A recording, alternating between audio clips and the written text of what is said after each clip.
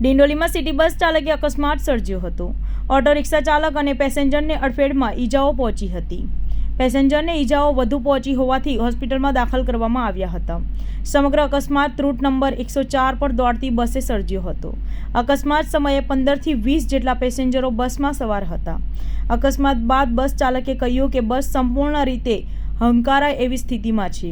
રિક્ષા ચાલકની ભૂલના કારણે અકસ્માત સર્જાયો છે। જ્યારે પોલીસે બસ હકારી તો કહ્યું કે બસમાં બ્રેક જ નથી લાગતી। હાલ પોલીસ ઘટના સ્થળે પહોંચી બસ ચાલક અને બસનો કબજો લીધો છે। ત્યારે બસની સ્થિતિને લઈને પણ અકસ્માત બાદ સવાલો ઊભા થયા છે। वो बात नहीं, अब एक सिग्नल छूटता है तो एक के पीछे एक गाड़ी रहती है, वो भाई अचानक रुक गया पैसेंजर उठाने को, उसने जगह में गाड़ी कैसे रुकती नहीं।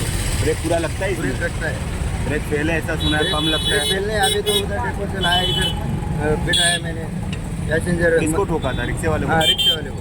मधुरम से आया वो भाई सेंटर में, सब पैसेंजर भी देख रहे, कंडक्टर भी देख रहा, वो रास्ते में रोक लिया उसने, तो इतनी जगह में गाड़ी रुकती नहीं।